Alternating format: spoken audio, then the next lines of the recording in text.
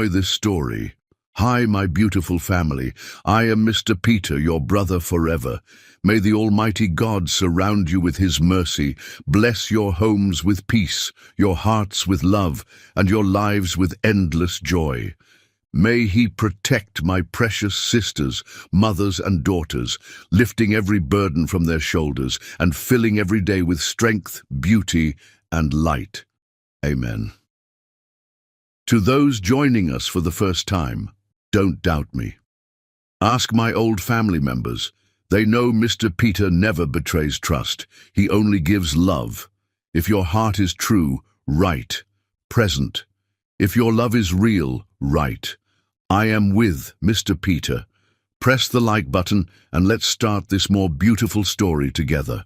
The white roses trembled in Aria Lakeside's hands as she stood before the mahogany doors of her lakefront mansion, their pristine petals catching the late afternoon sunlight that cascaded across Lake Michigan's restless surface. After 3 grueling days at Northwestern Memorial Hospital, recovering from emergency appendectomy surgery, Aria had anticipated nothing more than the sanctuary of her own bed and perhaps a quiet evening with her husband River and their 10-year-old daughter Hope. The bouquet of 24 roses had arrived at the hospital that morning, accompanied by a note penned in River's distinctive handwriting. "Welcome home, my love. Our sanctuary awaits you." The brass handle turned beneath her palm with the familiar weight of coming home. Aria stepped across the threshold into the marble foyer, where crystal chandeliers cast rainbow prisms across walls, adorned with her architectural awards and Hope's watercolor paintings. The house felt different somehow, charged with an energy she could not immediately identify. Perhaps it was merely the disorientation that followed any hospital stay, the way familiar spaces seemed foreign after days of sterile white rooms and antiseptic corridors. "River," she called softly, her voice echoing through the grand foyer. "Hope, sweetheart." Silence greeted her, save for the distant sound of laughter drifting from somewhere upstairs. Aria smiled, imagining her husband and daughter perhaps preparing some sort of welcome surprise. River had always possessed a flair for romantic gestures, and Hope inherited his theatrical tendencies alongside Aria's analytical mind. The Italian marble staircase curved elegantly toward the second floor, each step a masterpiece of craftsmanship that Aria had personally selected during the mansion's renovation 5 years earlier. She climbed slowly, still tender from surgery, one hand trailing along the brass banister while the other clutched the roses. The laughter grew louder as she ascended, accompanied by voices she recognized but could not quite place in this context. River's deep baritone carried clearly through the hallway, punctuated by feminine laughter that definitely did not belong to 10-year-old Hope. Aria paused at the top of the stairs, confusion creasing her brow. Perhaps River was conducting business from home, though it seemed unusual for him to entertain clients in their private quarters. The master bedroom door stood slightly ajar, warm golden light spilling across the Persian runner that led down the hallway. Aria approached slowly, the roses beginning to feel heavy in her grip. Through the gap, she could see movement within their sanctuary, shadows dancing against walls painted in the soft cream color she had selected to complement the lake view. "River?" she called again, reaching for the crystal doorknob. The door swung open to reveal a scene that would forever fracture her understanding of love, trust, and the life she had built over 13 years of marriage. River lay entangled in their silk sheets with Belle Riverside, the 28-year-old interior designer who had worked on their summer home in Lake Forest. Belle's platinum blonde hair spilled across Aria's monogrammed pillows, while River's hands traced patterns on skin that was not his wife's. The white roses fell from Aria's numb fingers, cascading to the floor like snow against the dark hardwood. The sound of their impact seemed to echo through the room, with the finality of a gavel striking wood. River's head snapped toward the doorway, his face draining of color as their eyes met across the wreckage of their marriage. "Arya," he whispered, scrambling to cover himself with sheets that had been their marriage bed for over a decade. Belle made no such effort at modesty. Instead, she rose from the bed with the languid grace of a cat, gathering her scattered clothing with deliberate slowness. Her ice-blue eyes met Arya's, with something that resembled triumph rather than shame. "Hello, Arya," Belle said, her voice carrying the casual tone one might use when encountering an acquaintance at the grocery store. "River mentioned you might be coming home today." The words hit Arya like physical blows. The casual acknowledgement that her return had been anticipated, discussed, perhaps even planned around, suggested a level of intimacy and coordination that transcended a moment of weakness. This was not a mistake or a lapse in judgment. This was a relationship, conducted in her absence within the walls of her own home. Arya felt her knees buckle, the combination of post-surgical weakness and emotional shock overwhelming her system. She grasped the doorframe for support, her heart monitor from the hospital still attached to her chest beneath her blouse, now emitting urgent beeps as her pulse skyrocketed. "How long?" she managed to whisper, though part of her already knew the answer would devastate whatever remained of her world.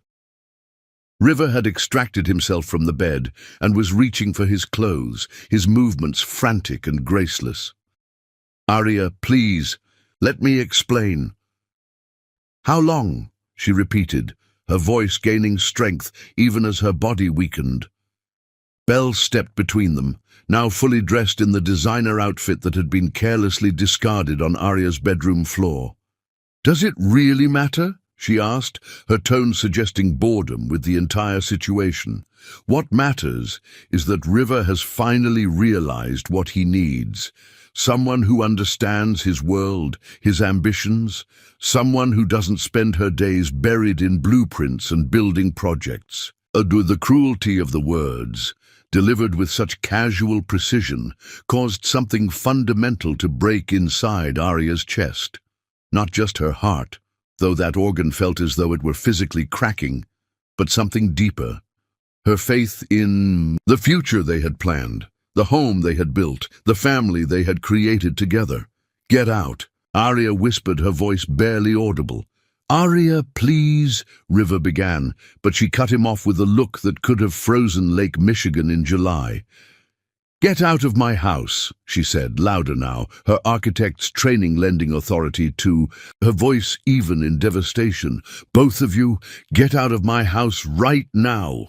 Belle collected her purse from the dresser, her movements unhurried despite the explosive tension filling the room. As she passed Arya in the doorway, she paused, leaning close enough that her words were audible only to the woman whose life she had just destroyed.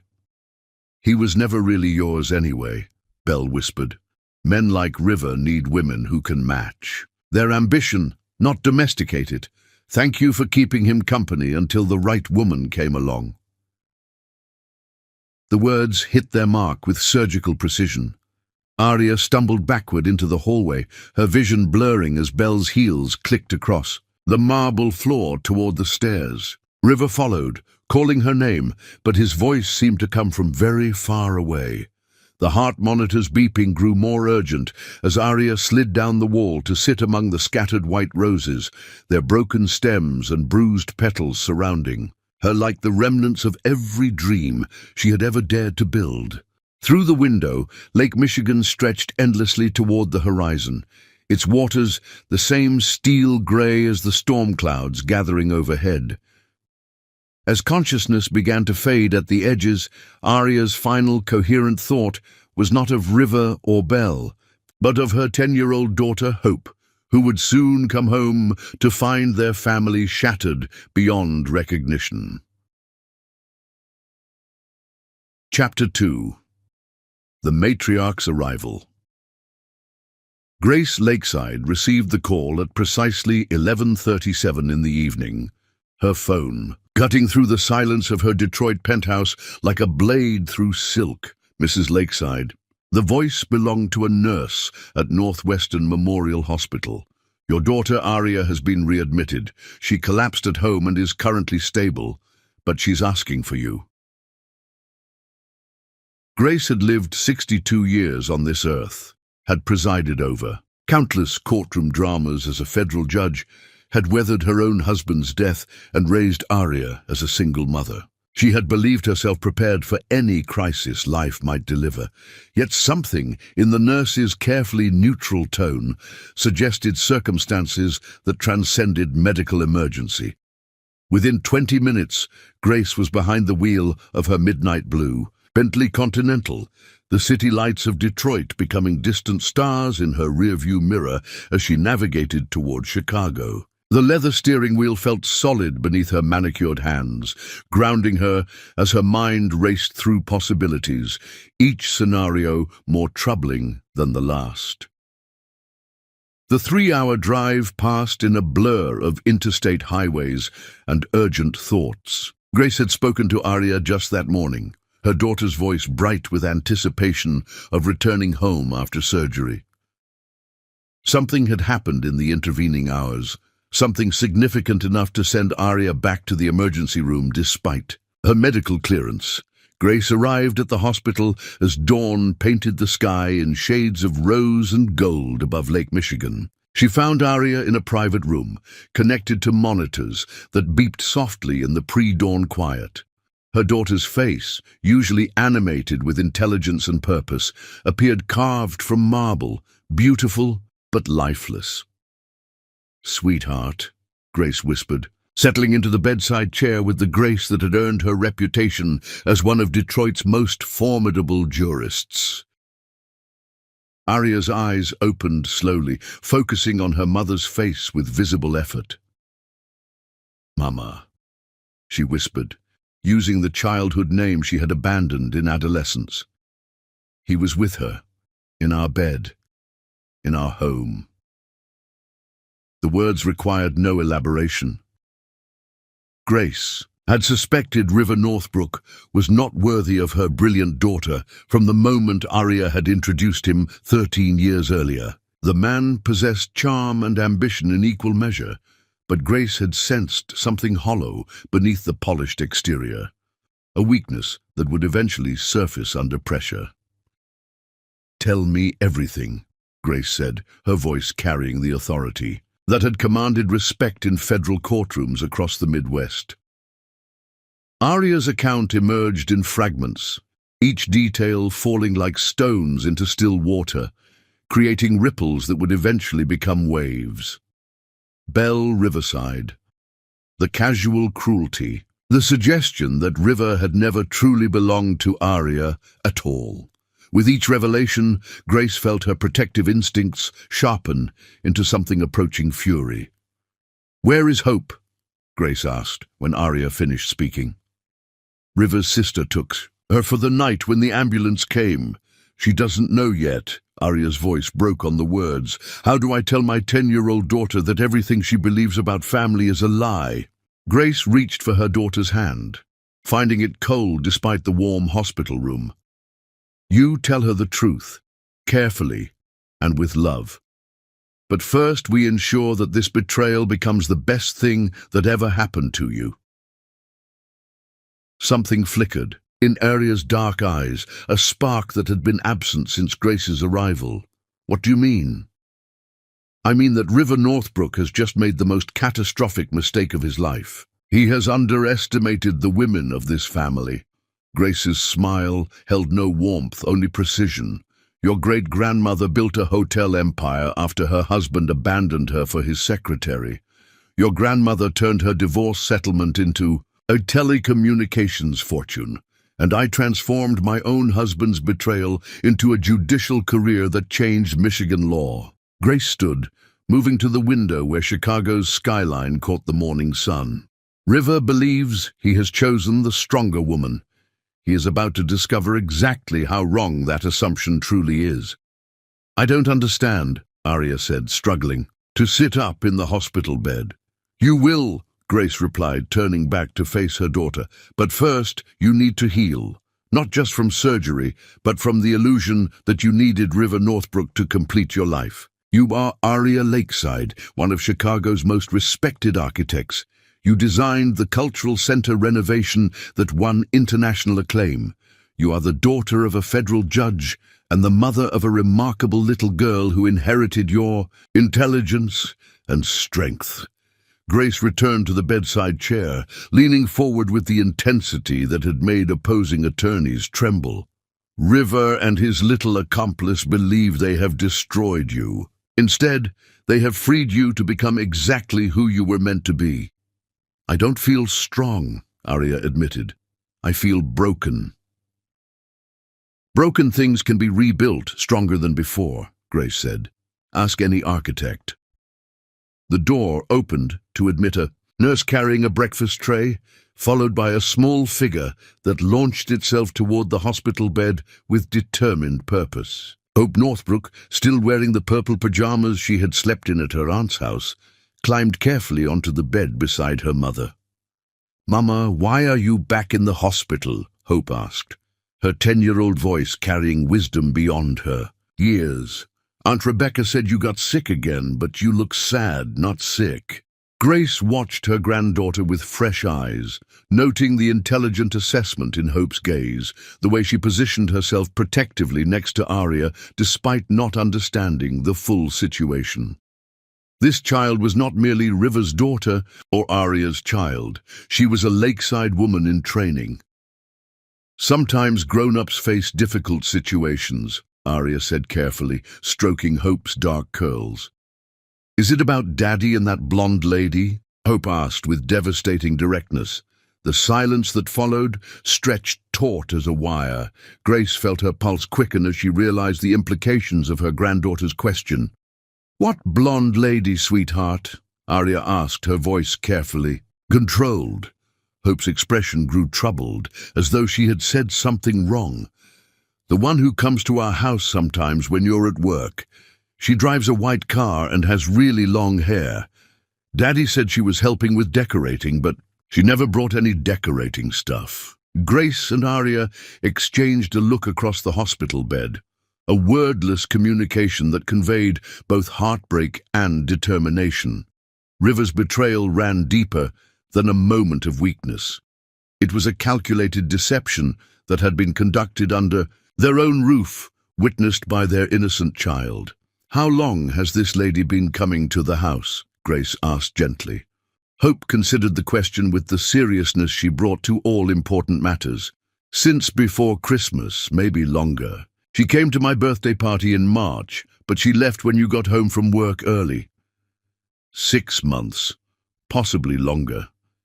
Grace felt something crystallize inside her chest, a resolve that had been building since Arya's first broken words in the hospital room. River Northbrook had not merely betrayed his wife. He had corrupted their home, exposed their child to deception, and demonstrated a level of disrespect that demanded consequences. "Hope," Grace said, her voice gentle but purposeful, "would you like to come stay with your mother and me for a while? We could have adventures together, just the 3 of us."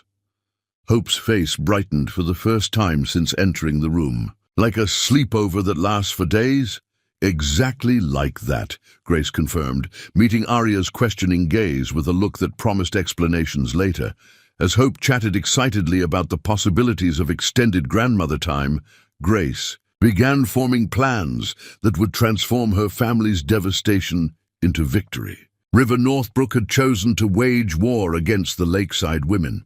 He was about to discover that he had selected the wrong battlefield entirely. The game, as they said in federal court, was now officially afoot. Chapter 3. 3 Hearts, 1 Mission. The morning sun streamed through the floor-to-ceiling windows of Arya's hospital room, casting geometric patterns across the sterile white floors as 3 generations of lakeside women sat in contemplative silence.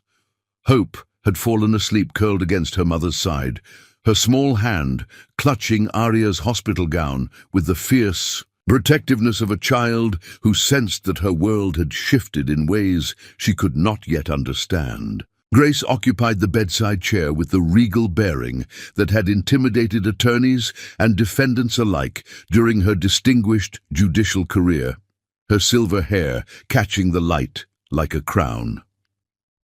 "We need to discuss practical matters," Grace said quietly, her voice pitched low enough not to disturb Hope's sleep.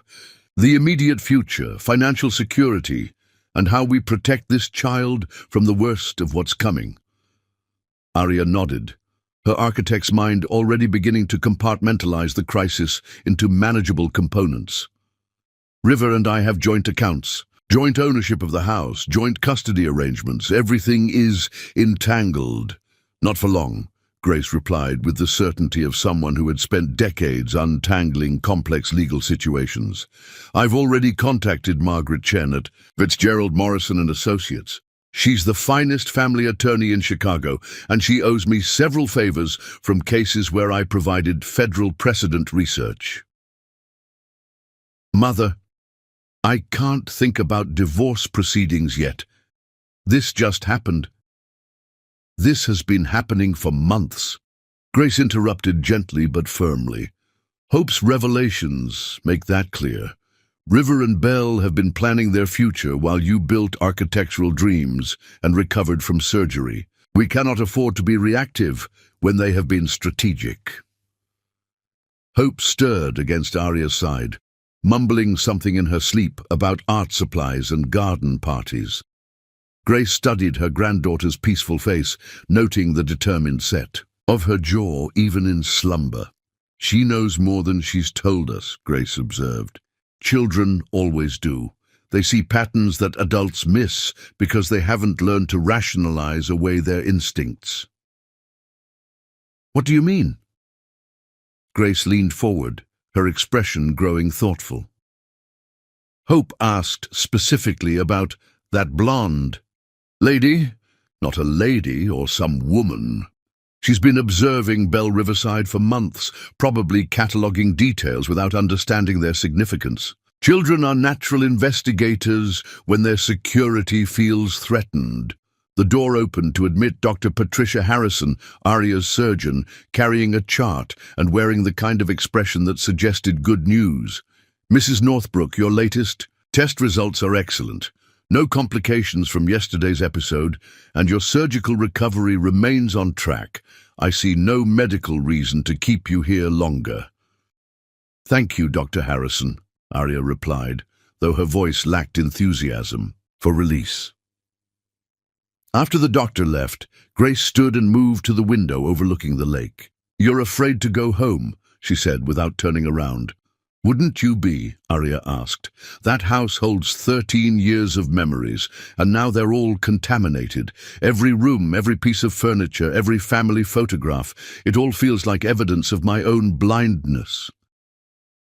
Hope opened her eyes at the sound of voices, immediately alert in the way of children who had learned to monitor adult conversations for signs of trouble. "Are we going home now?" she asked.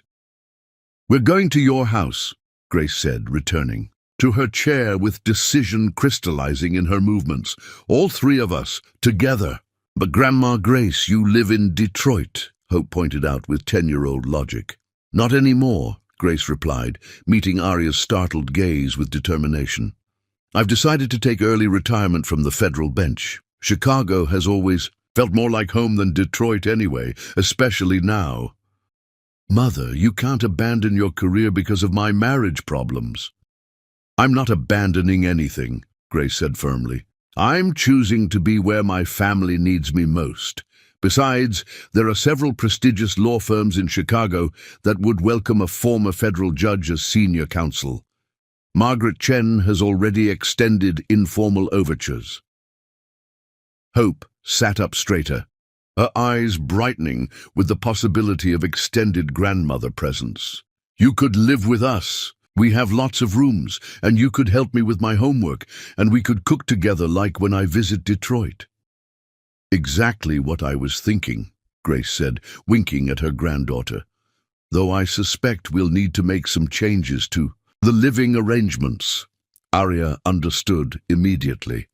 River will need to find alternative accommodations while we sort through this situation, Grace confirmed. The house is jointly owned, but I suspect your attorney will find grounds for temporary exclusive occupancy given the circumstances of your medical emergency. Can we do that legally? Grace's smile held edges sharp enough to cut glass. Arya, sweetheart, you're talking to someone who spent 30 years interpreting federal law. Trust me when I say that River's behavior provides multiple legal footholds for ensuring your comfort and security during these proceedings. Hope had been listening to this exchange with the focused attention she usually reserved for art projects and nature documentaries. Daddy did something really bad, didn't he? She said with devastating directness. Grace and Arya exchanged another of their wordless communications before Grace answered. Your father made choices that hurt your mother very badly, she said carefully. When grown-ups make those kinds of choices, there are consequences. Will I still get to see him? Of course you will, Arya said quickly, stroking Hope's hair. Whatever happens between your father and me, he will always be your father. But things will be different, Hope said with the resignation of a child who had already begun adjusting to a new reality. Yes, Grace said honestly. Things will be different, but different doesn't necessarily mean worse. Sometimes different means discovering that you're stronger and happier than you ever imagined possible. Hope considered this philosophy with the seriousness she brought to all important concepts, like when you rearrange your room and find a better place for everything. Exactly like that, Grace confirmed, though her smile suggested that this particular rearrangement would involve considerably more complexity than bedroom furniture. A knock at the door interrupted their conversation, followed by the appearance of a nurse carrying discharge papers and a wheelchair. Mrs. Northbrook, we're ready to process your release whenever you're prepared to leave. Grace stood with the authority of someone accustomed to taking charge of difficult situations. We'll need a few minutes to gather our things and make some phone calls. After the nurse left, Grace pulled out her phone with purposeful movements. Margaret Chen first, then a locksmith, then a moving company to collect my essentials from Detroit. Mother, this is happening very fast. River and Belle had months to plan their strategy, Grace replied, already dialing. We have the advantage of righteous anger and superior intelligence. Speed is our ally now. Hope climbed down from the hospital bed and moved to the window where Grace had stood earlier. Look, she said, pressing her nose against the glass. You can see our house from here. Arya and Grace joined her at the window, following Hope's pointing finger to the distant lakefront, where their mansion sat among similar palatial homes, its windows catching the afternoon sun like jewels. It looks so small from here, Hope observed. Houses always look smaller when you see them from a distance, Arya said, but they're the same size when you get close. Hope turned to look at her mother with eyes that seemed older than her 10 years. Maybe we'll look different to it too. Grace felt something shift in her chest as she studied her granddaughter's profile against the window. This child possessed wisdom that would serve her well in the challenges ahead. More importantly, she possessed the lakeside resilience that had carried 3 generations of women through crisis into triumph. Yes, Grace said softly. I think we will look very different indeed. As Grace began making phone calls to initiate the legal and logistical machinery that would transform their lives, Arya found herself studying the distant mansion with new eyes. River had given her an unexpected gift in his betrayal. He had freed her from the obligation to preserve a marriage that had been built on unequal foundations, and he had brought Grace back into their daily lives. Most importantly, he had revealed the strength that existed in the bond between 3 generations of lakeside women, a strength that would prove far more powerful than any man's temporary affection. The war for their future was about to begin, and River Northbrook had no idea how thoroughly outmatched he truly was. Chapter 4. The Garden of Secrets. The lakeside mansion looked exactly the same as they approached in Grace's Bentley, its limestone facade glowing warmly in the afternoon. Sun, the perfectly manicured gardens displaying the last blooms of late summer, yet everything had changed. Hope pressed her face against the back-seat window, her breath fogging the glass as she studied their home with new eyes. "It looks like a museum now," she said thoughtfully. "Pretty but not alive." Grace parked in the circular driveway, noting immediately that River's silver Porsche was absent from its usual place in the 4-car garage. "Good," she murmured. Margaret worked quickly. The attorney had indeed worked with impressive efficiency. Within 3 hours of Grace's initial phone call, River had been served with papers granting Aria temporary exclusive occupancy of the marital home pending formal proceedings. He had also been provided with a list of Chicago's finest hotels, courtesy of Margaret's assistant. "Where will Daddy sleep tonight?" Hope asked as they gathered their belongings from the car. "At the Four Seasons downtown," Grace replied matter-of-factly. "Very comfortable accommodations. Many businessmen prefer hotel living during transitional periods." Aria used her key to unlock the front door, stepping across the threshold with the strange sensation of entering a space that was both intimately familiar and completely foreign. The marble foyer gleamed under the crystal chandelier, her architectural awards still lined the walls alongside Hope's artwork, yet the house felt hollow, like a beautiful shell from which all life had departed. "I'll check the security system and ensure all locks are changed by tomorrow," Grace said immediately, moving into organizational mode. "Hope, sweetheart, why don't you show me where you think I should set up my temporary office?" Hope's face brightened at being given important responsibility. "The sunroom. It has the best light, and you can see the garden while you work."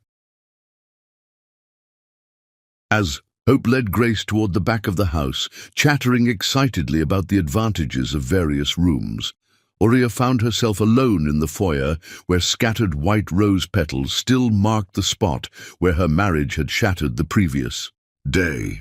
The housekeeper had swept away most of the debris, but a few bruised petals remained lodged against the baseboards, their edges brown with age.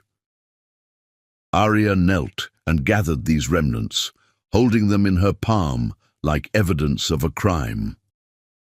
The roses had been beautiful when River sent them to the hospital, perfect symbols of love and homecoming. Now they seemed like prophecy, their inevitable decay a metaphor for everything she had believed permanent. "Mama?" Hope's voice carried from the kitchen. "Grandma Grace wants to know if we have chamomile tea." "Top shelf, left cabinet," Aria called back, rising and disposing of the rose petals in a crystal bowl on the entryway table.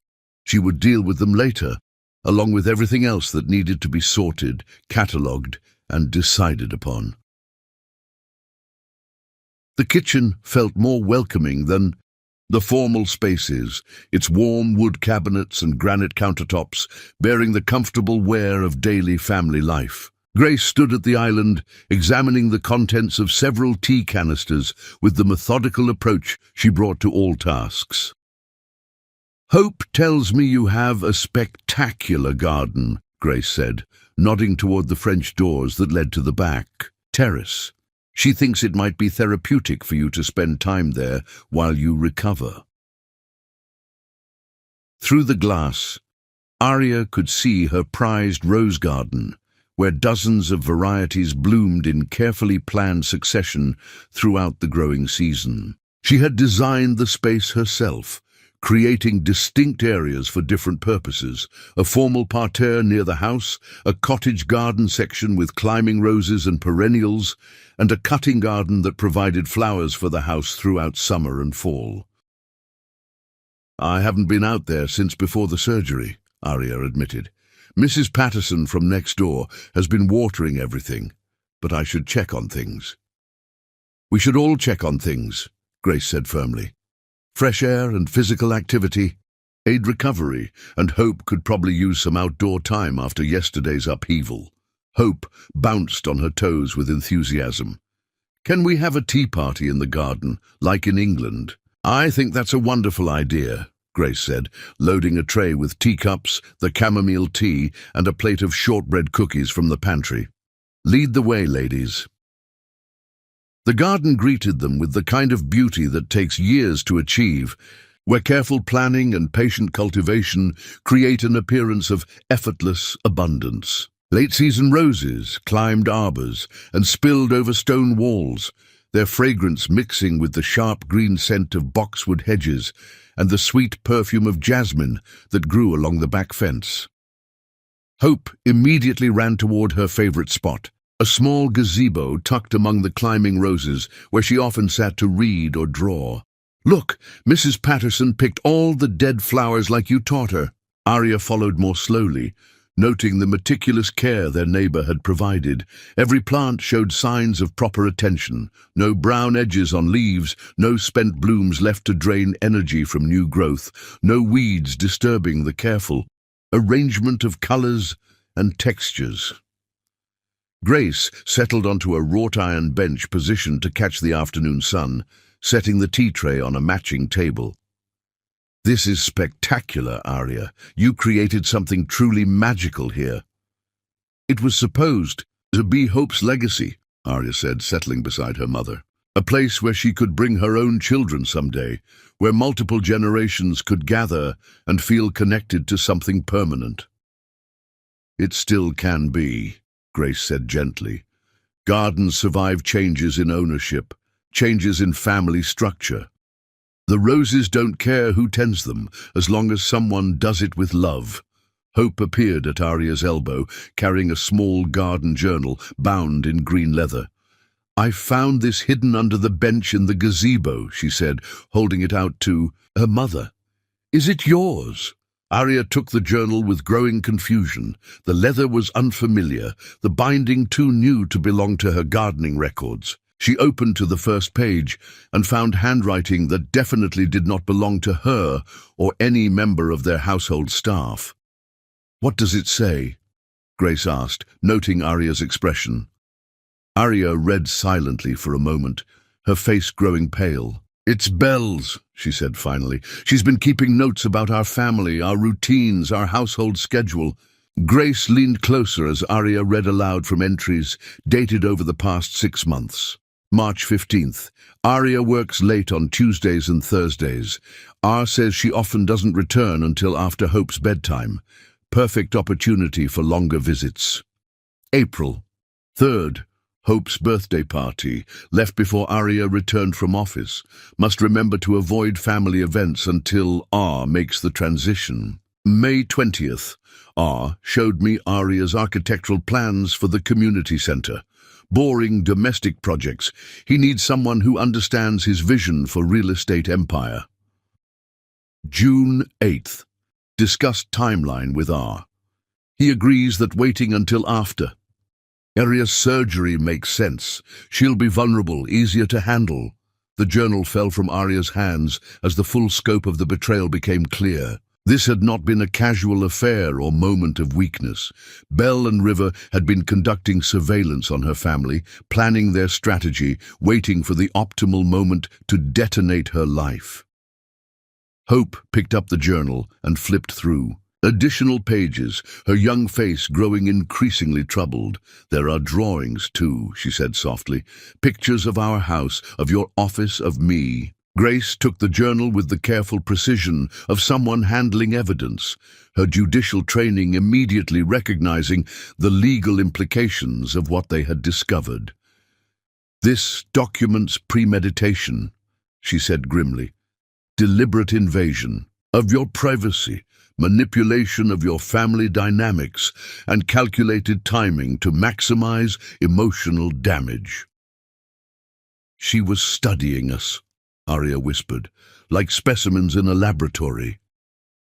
She was gathering intelligence, Grace corrected. But intelligence works both ways. Belle made a critical error by documenting her activities. This journal is now evidence of systematic deception and possibly stalking behavior. Hope sat cross-legged on the grass, still paging through Belle's observations with the fascination of someone decoding a mystery. She got lots of things wrong, though, Hope said. She says I'm shy and clingy, but I'm not. And she says you cry when Daddy travels for business, but you don't. You read architecture books and plan projects. Grace smiled at her granddaughter's astute analysis. What else did she get wrong? Hope continued reading with growing confidence. She thinks our house is too big and cold, but it's not cold at all. It's warm and full of good smells from cooking and flowers. And she says Daddy seems bored with family life, but he helps me with math homework and builds blanket forts. Arya felt something shift inside her chest as she listened to Hope's defense of their family life. Through a 10-year-old's eyes, Belle's observations revealed more about the observer than the observed. Belle had seen only surface details, missing the deeper currents of love and connection that actually defined their household. She doesn't understand us at all, Hope concluded, with satisfaction. She thinks she's smart, but she's really not. Grace stood and moved to examine a climbing rose that had twined itself around a wooden trellis near the gazebo. Hope is absolutely right, she said. Belle fundamentally misunderstood what she was observing because she lacks the capacity to recognize genuine family bonds. What do you mean? Arya asked. She saw your work schedule as neglect, rather than dedication to providing for your family. She interpreted your independence as emotional distance, rather than strength. She mistook River's contentment with domestic life as boredom, rather than satisfaction. Grace turned back to face them. Belle's journal reveals her own limitations more clearly than it exposes any weakness in your family. Hope had moved on to examining the sketches Belle had made of their property, her artistic eye immediately noting flaws in perspective and proportion. "These drawings are terrible," she announced. "She can't even draw our house right. The windows are all wrong, and she forgot the fountain." Arya joined Hope on the grass, studying Belle's artistic attempts with professional interest. "You're right, these aren't accurate representations at all. They're more like impressions, filtered through her own perceptions." "Or delusions," Grace added dryly. As the afternoon progressed into early evening, the three women continued dissecting. Belle's journal like archaeologists examining artifacts from an alien civilization. Each entry revealed new layers of miscalculation and misunderstanding, building a case that Belle's victory might prove far more Pyrrhic than she had anticipated. "She thinks she won," Hope said, as Grace poured second cups of chamomile tea in. "The gathering dusk. But she only won Daddy, and Daddy isn't even the best part of our family." Grace and Arya exchanged a look of amazement at Hope's devastating assessment. "What is the best part?" Grace asked gently. Hope gestured toward the garden around them, the house glowing warmly in the background, the 3 generations sitting together among roses that had survived countless seasons of change. "This," she said simply, "us. We're the best part, and she can't have any of it." As stars began to appear in the darkening sky above Lake Michigan, Grace realized that Belle Riverside had indeed made a catastrophic miscalculation. She had stolen a man who had never truly understood the value of what he was abandoning. And, in doing so, she had inadvertently revealed the unshakable strength of the women he left behind. The game was far from over, but the first major victory belonged entirely to the Lakeside legacy. Chapter 5. The Legacy Box. The morning light filtering through the master bedroom's French doors felt different somehow, as though the events of the past 48 hours had altered the very quality of illumination within the lakefront mansion. Grace stood before Arya's walk-in closet, her experienced eye cataloguing the extensive wardrobe with the analytical precision she had once applied to legal briefs and courtroom evidence. Silk blouses hung beside tailored jackets, designer gowns shared space with comfortable weekend attire, and an impressive collection of architectural conference outfits suggested a woman who dressed for success in a traditionally male profession. "You have excellent taste," Grace observed, as Arya emerged from the bathroom, moving more easily now that the post-surgical tenderness was beginning to fade. "But I suspect you've been dressing to accommodate River's preferences rather than your own." Arya paused in the act of selecting clothes for the day, considering her mother's assessment. "What do you mean?" "Conservative colors, traditional silhouettes. Nothing too bold or attention-grabbing," Grace said, running her fingers along a row of navy and charcoal blazers. "The wardrobe of a woman who has learned to minimize her own light so as not to outshine her husband." Before Arya could respond, Hope appeared in the doorway, carrying a lacquered wooden box that required both her small hands to manage safely. "Grandma Grace, I found this in the guest room where you slept. It has your initials on it." Grace turned, her expression softening as she recognized the cedar chest she had transported from Detroit. "That's my legacy box, sweetheart. My grandmother gave it to me when I graduated from law school, and her grandmother gave it to her when she started her first business." Hope set the box carefully on the bed, her artistic eye immediately drawn to the intricate brass inlay work that decorated the lid. "What's inside?" "Family history," Grace said, settling beside the box with reverent movements. "The stories of lakeside women who faced impossible situations and transformed them into triumphs." Arya joined them on the bed, drawn by the promise of family mythology she had heard in fragments throughout her childhood, but never experienced in complete narrative form. Grace lifted the lid to reveal treasures that seemed to glow with their own inner light.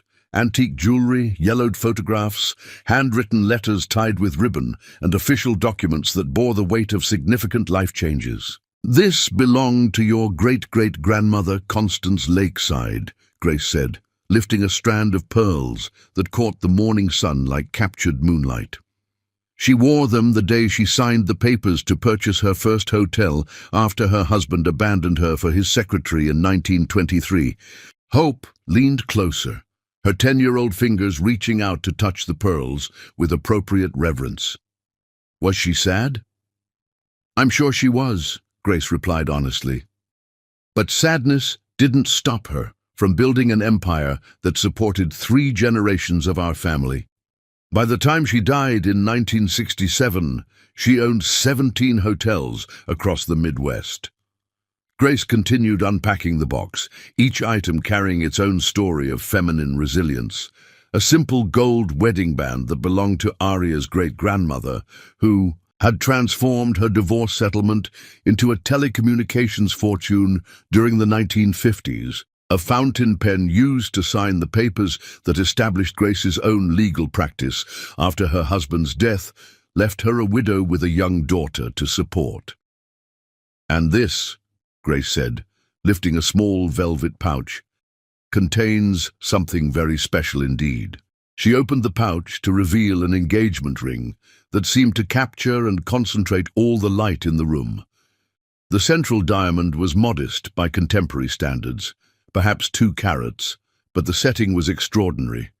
An intricate Art Deco design that spoke of craftsmanship from an era when jewelry was created as heirloom art. "Constance's engagement ring," Grace explained, "but not from the husband who betrayed her. This was given to her by the man she married after she had established her independence, after she knew her own worth. He was an architect, actually. someone who appreciated her strength rather than feeling threatened by it. Arya studied the ring with professional appreciation for its design elements, while Hope examined the way the faceted diamond threw rainbow patterns across the bedroom ceiling. "It's beautiful," Arya said softly. "Beauty earned through adversity," Grace corrected. Constance could have accepted any number of marriage proposals after her first husband left. Instead, she waited until she found someone worthy of the woman she had become. Hope had discovered a collection of black and white photographs at the bottom of the box, images that captured decades of family history in formal poses and candid moments. "Is this her?" Hope asked, holding up a portrait of a woman in 1920s dress standing before an impressive stone building. "That's Constance at the grand opening of her flagship hotel in Detroit," Grace confirmed. She was 43 years old and had just been featured on the cover of Business Weekly as one of America's most successful female entrepreneurs. "She looks like Mama," Hope observed with startling accuracy. Grace studied the photograph with fresh eyes, noting similarities she had never consciously recognized. Both women possessed the same intelligent gaze, the same determined set of the jaw, the same aura of quiet strength that needed no external validation. "She does, indeed," Grace agreed. "The Lakeside legacy runs deeper than names or inherited jewelry. It's a legacy of resilience, intelligence, and the absolute refusal to accept less than we deserve." Arya fingered the pearls thoughtfully, feeling their weight against her palm. "I've been thinking about something since yesterday, about whether I bear some responsibility for what happened with River, whether I was so focused on my career that I neglected our marriage." Grace's response was swift and decisive. "That's exactly the kind of thinking that keeps women trapped in situations that diminish them. River made deliberate choices over a period of months. His actions were premeditated and calculated, as Bell's journal clearly demonstrates. You bear no responsibility for someone else's character defects." "But maybe if I had been more attentive..." "More attentive to what?" Grace interrupted. "To a man who was conducting clandestine meetings with another woman in your own home. To someone who was planning your emotional destruction while you recovered from surgery." Hope had been listening to this exchange with the focused attention she usually reserved for important life lessons. "Daddy made bad choices," she said with devastating simplicity. "You can't make good choices for other people. I learned that when Tommy Morrison kept cheating on spelling tests, even though I told him it was wrong." Grace smiled at her granddaughter's moral clarity. "Exactly right. We are responsible for our own choices, not for managing other people's ethics. Besides," Hope continued, returning to the photographs, "you work hard because you love building things that help people. The community center you designed has a playground where kids can have fun, and offices where grown-ups can get help with problems. That's good work." Arya felt something shift in her perspective as she listened to Hope's assessment. Through her daughter's eyes, her professional dedication appeared not as neglect of family, but as contribution to community, not as selfish ambition, but as meaningful service. "Hope is absolutely right," Grace said, beginning to return items to the legacy box. "Your architectural work has improved countless lives throughout Chicago. The cultural center renovation alone has provided space for hundreds of community events and educational programs." "Maishu, I never thought about it that way," Arya admitted. "Because you've been conditioned to view your success through the lens of traditional feminine guilt," Grace replied. "River benefited enormously from your career, financially, socially, professionally. Yet somehow you've been made to feel guilty for the very achievements that elevated his lifestyle." Hope had discovered one final item in the legacy box, a small, leather-bound journal with blank pages, its cover stamped with the Lakeside family crest. "What's this one for?" That's for you to begin writing your own story, Grace said. Every woman in our family has kept a record of her journey, her challenges and her victories. Someday you'll add your own accomplishments to this collection. Hope opened the journal to the first pristine page, her expression growing thoughtful. Can I start now? I want to write about how we're taking care of each other. That sounds like an excellent first entry, Grace agreed. As Hope settled, at Aria's writing desk with the journal and her favorite purple pen, Grace continued the conversation in lowered tones. There's something else we need to discuss, the financial investigation. Financial investigation.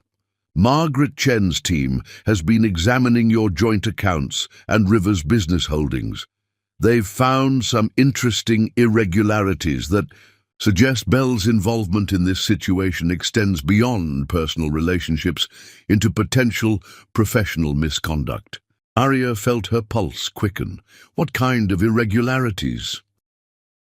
Payments from River's real estate company to Belle's interior design firm that significantly exceed reasonable compensation for the services documented.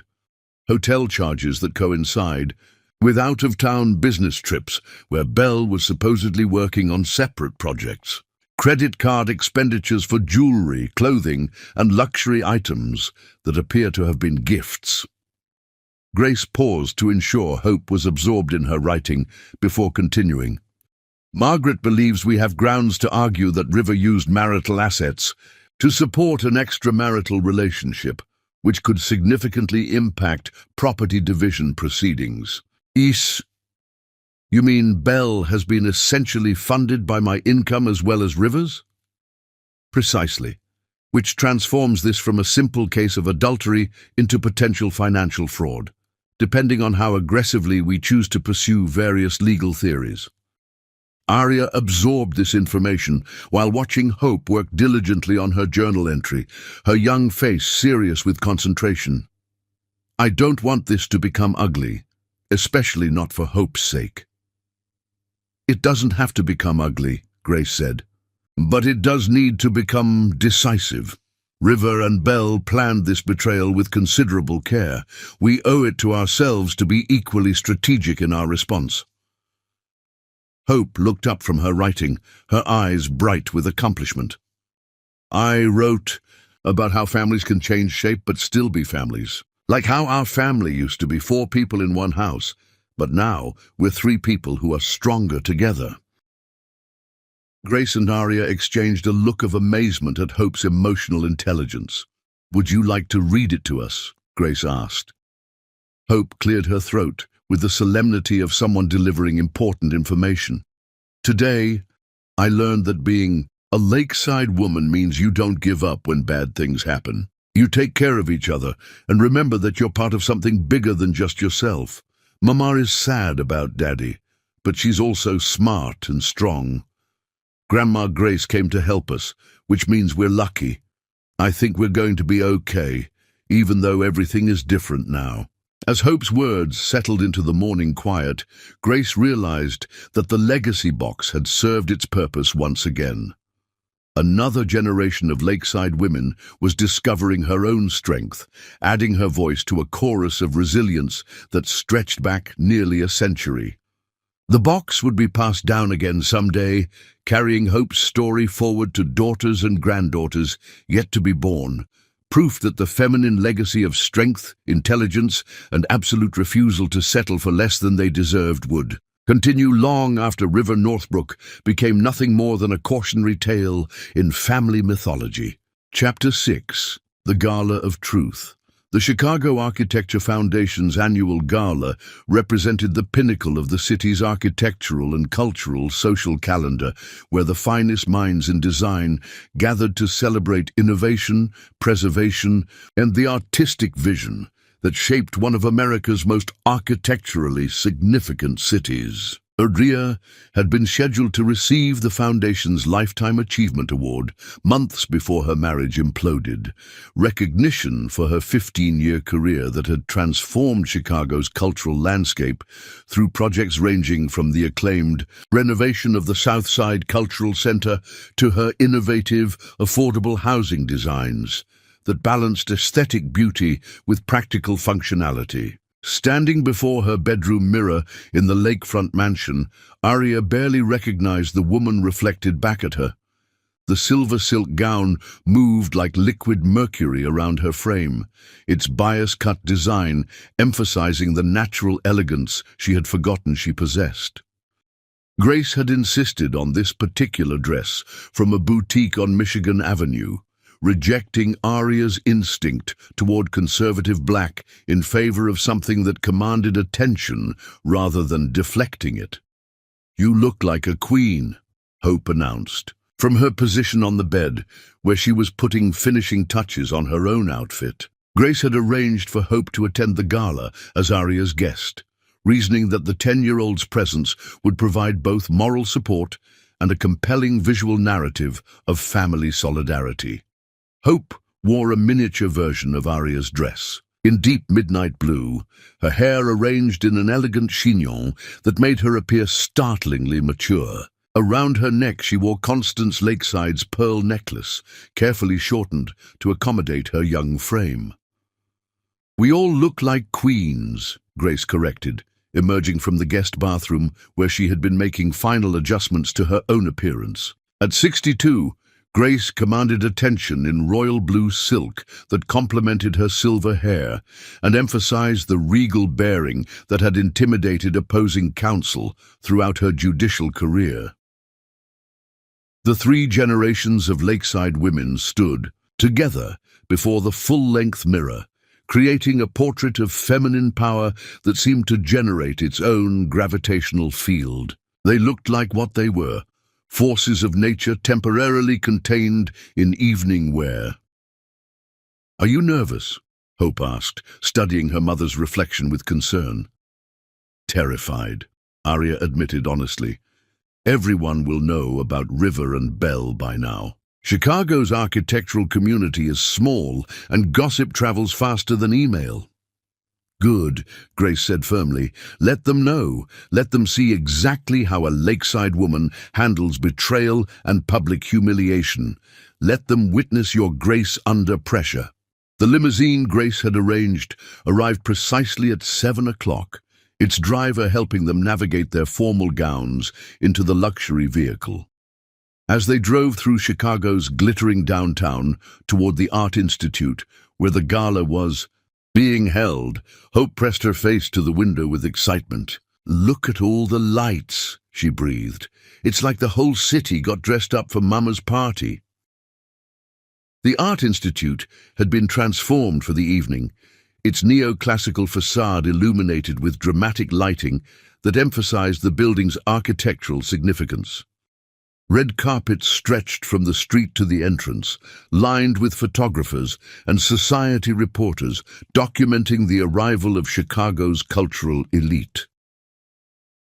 "Remember," Grace said as their limousine approached the entrance, "we are not victims. We are not broken. We are Lakeside women attending an event to celebrate Aria's professional achievements. Everything else is merely background noise." The photographers immediately recognized Aria as she emerged from the limousine, their camera flashes creating a strobe effect that could have been overwhelming if not for the steadying presence of Grace on one side and Hope on the other. Questions were shouted from the press line, but the 3 women moved with coordinated dignity toward the entrance, acknowledging the cameras with gracious smiles while refusing to engage with intrusive inquiries. Inside the museum's Great Hall, the gala was already in full swing. Chicago's architectural establishment had gathered in impressive numbers, their formal attire creating a sophisticated backdrop for serious discussions about design, urban planning, and cultural preservation. Aria recognized colleagues, clients, and competitors throughout the room, noting how conversations seemed to pause as her family made their entrance. Mrs. Northbrook, David Chen, the Foundation's director, approached with obvious relief. We weren't certain you would be able to attend, given your recent hospitalization. Wild horses couldn't keep me away, Arya replied with a smile that suggested complete composure, despite the curiosity she could feel radiating from every corner of the room. And you must be Mrs. Lakeside, David continued, shaking Grace's hand with appropriate deference to her judicial reputation. The Foundation is honored by your presence. The honor is mine, Grace replied graciously. I'm enormously proud of my daughter's achievements. Hope had been observing the gathering with the analytical attention she brought to all new social situations. Everyone keeps looking at us, she whispered to Arya. Because we're interesting, Arya whispered back, and because you look absolutely beautiful in that dress. The cocktail hour proceeded with surprising normalcy, as though Arya's personal crisis existed in a parallel universe that had no impact on professional networking and architectural discourse. Colleagues approached to offer congratulations. On her award, clients discussed upcoming projects, and several professors from the University of Chicago's architecture program expressed interest in having her speak to their students. It was during the transition to dinner that Belle Riverside made her entrance. She appeared in the Great Hall doorway, wearing white, an interesting choice that could be interpreted as either bridal optimism or provocative defiance. Her platinum, blonde hair had been arranged in an elaborate updo that showcased diamond earrings that caught the light with every movement of her head. She moved through the crowd with the confidence of someone who believed herself to be the evening's most compelling figure. Hope spotted her first. There's the blonde lady, she said quietly, her voice carrying no emotion beyond simple identification. Grace followed Hope's gaze and immediately understood the strategic implications of Belle's appearance. She wants to make a scene, Grace murmured to Arya. She's planning to announce something publicly, probably during your award presentation. How can you tell? Body language, timing, choice of venue, Grace replied with the analytical precision of someone who had spent decades reading human behavior in high-stakes situations. She's not here for the architecture. She's here for the audience. Belle had indeed begun moving purposefully through the crowd, pausing for conversations that seemed designed to position her within sightlines of the main podium. She carried herself with the bearing of someone preparing to make an announcement, her interactions with other guests brief but calculated to maximize attention. What do we do? Arya asked, feeling her composure begin to waver for the first time since entering the gala. Hope tugged on Arya's sleeve, her 10-year-old face serious with purpose. Can I borrow your phone for a minute? I want to show you something. Confused but trusting her daughter's instincts, Arya handed over her phone. Hope navigated to the voice recording app with the familiarity of someone who had grown up with technology, scrolling through several files before finding the one she wanted. I recorded Belle when she came to our house last week, Hope said quietly, while you were at the doctor, and Daddy thought I was taking a nap upstairs. I thought it might be important someday. Grace leaned closer, her expression growing sharp with interest. What kind of recording? Hope pressed play on a file labeled with last week's date. Belle's voice emerged clearly from the phone's speaker, though Hope had lowered the volume to ensure their conversation remained private. This is almost too easy, River. She's so pathetically grateful for every crumb of attention you throw her way. Thank you for the roses, darling. Thank you for thinking of me while I was in the hospital. It's nauseating how little self-respect she has. River's voice followed, though his words were less distinct. She's a good mother to Hope. Hope will be fine, Belle's voice cut through with casual cruelty. Children adapt to new situations quickly, especially when the new situation involves a significant upgrade in maternal figure, someone who actually understands how to navigate society instead of hiding behind blueprints and building projects. The recording continued for several more minutes, capturing Belle's detailed plans for the evening's announcement, her dismissive comments about Arya's professional achievements, and her certainty that Chicago's social elite would welcome her as River's new partner once the transition became official. "She's planning to announce her pregnancy tonight," Hope whispered as the recording ended. "During your speech, she thinks it will make everyone feel sorry for her and angry at you."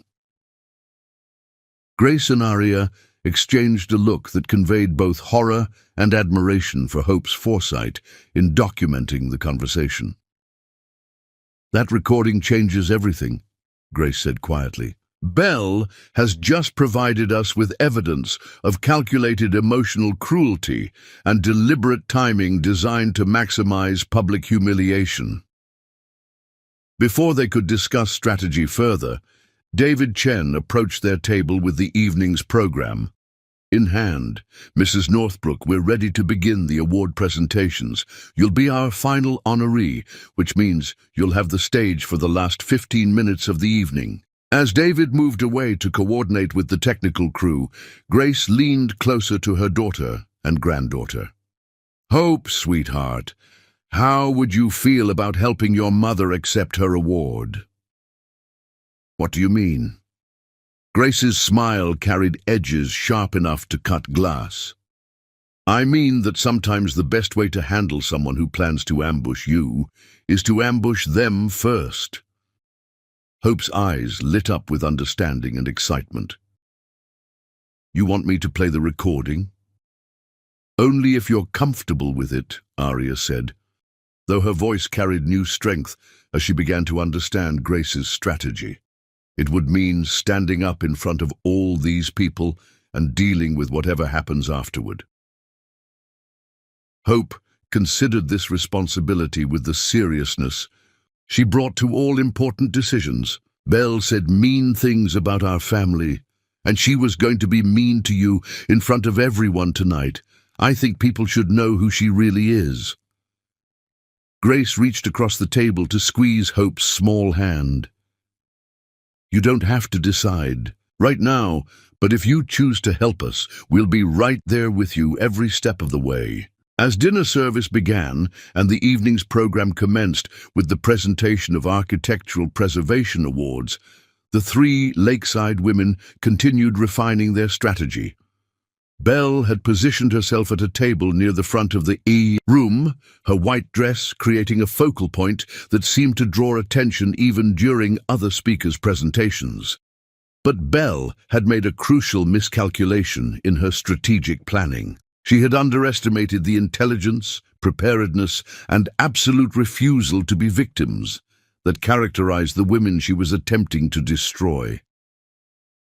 The evening was about to take a turn that would transform Belle's moment of anticipated triumph into a masterclass in how powerful women handle attempted humiliation.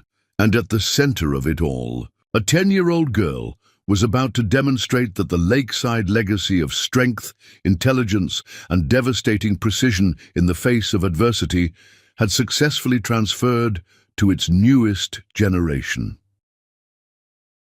Chapter 7. The morning after victory. Sunlight streamed through the floor-to-ceiling windows of the lakefront mansion's breakfast room, illuminating newspaper headlines spread across the antique walnut table like evidence of a particularly satisfying victory.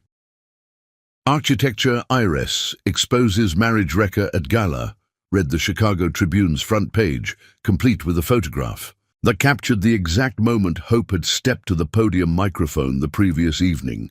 The Chicago Sun-Times had opted for "Child's Courage Stops Gold Digger's Scheme," while the society pages of various publications featured images of the three lakeside women standing together in their formal gowns, presenting a united front that had clearly captivated the city's imagination.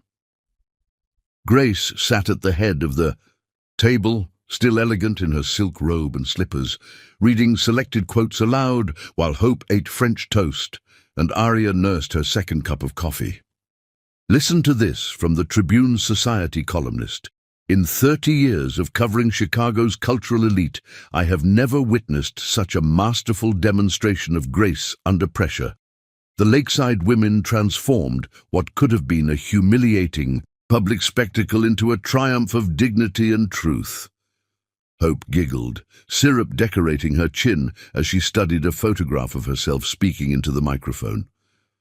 I look so serious, like I'm giving a really important speech. You were giving a really important speech, Aria said, still marveling at her daughter's composure during the previous evening's events. You handled yourself like a true professional. The gala had concluded with standing ovations, not only for Aria's architectural achievements, but for the family's handling of Belle's attempted sabotage. Belle herself had fled the Art Institute shortly after Hope's recording played throughout the Great Hall, her white dress a streak of movement, as she pushed through the crowd toward the exit. Her planned pregnancy announcement had been completely derailed by the exposure of her cruel calculations. River had not attended the gala at all, an absence that the newspapers had noted with particular interest. Several articles speculated about his whereabouts and his response to the evening's revelations, though none had succeeded in obtaining comment from either River or Belle. Later investigation would reveal that Belle's pregnancy claims were fabricated, another manipulation tactic in her calculated destruction of the Northbrook marriage. Margaret Chen called while you were in the shower, Grace announced, setting down the Tribune to focus on her breakfast. The recording Hope made, combined with Belle's journal and the financial irregularities, has significantly strengthened our negotiating position. River's attorney contacted her office at 7 this morning, requesting an emergency meeting. What does that mean? Aria asked. It means River has realized that his situation has become untenable, Grace replied with satisfaction. Public opinion, legal evidence and financial exposure have converged to create circumstances that require immediate damage control. Hope had moved on to examining the photographs in the society pages with artistic interest. Why does Belle always look angry? In pictures, even when she's trying to smile, her eyes look mad. Aria studied the images Hope was referencing, noting that her daughter had identified something she herself had missed. In every photograph taken over the past 6 months, where Belle appeared at River's side during business events, there was indeed something predatory in her expression, something calculating that the camera had captured despite her attempts at social grace. Some people wear masks that don't quite fit, Grace explained gently. Their real feelings show through despite their efforts to hide them. Like when Tommy Morrison pretends to be sorry for cheating on tests. But you can tell he's only sorry he got caught, Hope said with devastating accuracy. Exactly like that, Grace agreed. The telephone rang, interrupting their breakfast analysis of the previous evening's triumph. Grace answered with the authoritative tone she had perfected during her judicial career. Lakeside residence. Yes, she's here, but she's not taking calls from reporters today. No, Mr. Northbrook is not available for comment because he doesn't live here anymore. Thank you for your interest in the story. Grace hung up and immediately unplugged the phone from the wall. That's the 7th call in the past hour. The story has attracted more attention than anticipated. Is that good or bad? Hope asked. It's powerful, Grace replied, and power can be directed toward good outcomes if managed properly. Before anyone could respond, the doorbell chimed with the melodious notes that announced visitors to the lakefront mansion. Grace moved to the front window and peered through the curtains, her expression growing amused. It appears we have a delivery, she announced. Several deliveries, actually. The front porch had been transformed into a florist's showcase with arrangements ranging from simple bouquets to elaborate installations that suggested considerable expense. Cards and envelopes were attached to each arrangement, creating a paper garden among the flowers. Hope pressed her nose to the window with excitement. It's like Christmas morning, but with flowers instead of presents. They spent the next hour collecting and arranging the deliveries throughout the house, reading messages of support that ranged from professional colleagues congratulating Arya on her award to perfect strangers expressing admiration for the family's dignity during crisis. A particularly impressive arrangement of white orchids came, with a card from the Art Institute's board of directors thanking Arya for her years of service and expressing hopes for continued collaboration. Another delivery, featuring 36 pink roses, included a note from the Illinois chapter of Women in Architecture, inviting Arya to speak at their annual conference about balancing professional achievement with personal challenges. "This one's my favorite," Hope announced, holding up a card attached to a modest bouquet of wildflowers. "It's from Mrs. Patterson next door. She says she's proud to live next to the strongest women in Chicago." Grace had been organizing the cards into categories, her legal mind automatically cataloging the support network that had emerged overnight. "These aren't just congratulations," she observed. "They're professional opportunities, social invitations, and strategic alliances. People want to be associated with the lakeside legacy." "Why?" Arya asked, genuinely puzzled by the overwhelming response. "Because you demonstrated something rare in contemporary culture," Grace replied. "You showed that it's possible to respond to betrayal with dignity rather than vengeance, strength rather than victimhood, intelligence rather than emotion." Hope had discovered another category of mail among the deliveries: invitations to events, speaking engagements, and professional consultations that suggested Arya's career prospects had been enhanced rather than damaged by the previous evening's revelations.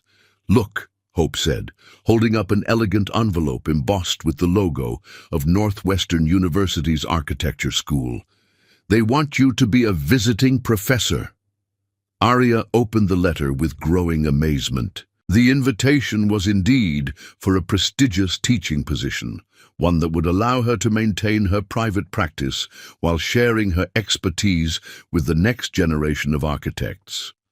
The salary offered was significantly higher than she had been earning from her previous firm. "This is extraordinary," Arya murmured, reading the terms of the offer. "They're essentially offering me everything I've ever wanted in terms of professional development." "Success attracts success," Grace observed. "Yesterday's events demonstrated your character under pressure, which is exactly what institutions value in their leadership." As they continued processing the morning's deliveries, a pattern began to emerge. Arya's professional stock had risen dramatically as a result of handling personal crisis with public grace. The architecture community had rallied around her not as a victim requiring sympathy, but as a leader worthy of respect and emulation. Hope had claimed the dining room table as her headquarters for organizing cards and invitations by category. "We should keep all of these," she announced with 10-year-old certainty. "Someday, when I'm grown up, I want to remember how brave Mama was." Grace and Arya exchanged a look of profound understanding. Hope was not simply processing the immediate crisis, but creating narrative framework that would shape her understanding of feminine strength throughout her life. The child was learning that women could transform betrayal into triumph, humiliation into empowerment, endings into new beginnings. "You know what I think we should do today?" Grace said, surveying the flower-filled rooms and the evidence of community support surrounding them. "What?" Hope asked, looking up from her organizational project. "I think we should plan something beautiful," Grace replied. "Something that celebrates who we are and what we've accomplished, something that marks this as the beginning of our new chapter rather than the end of the old one.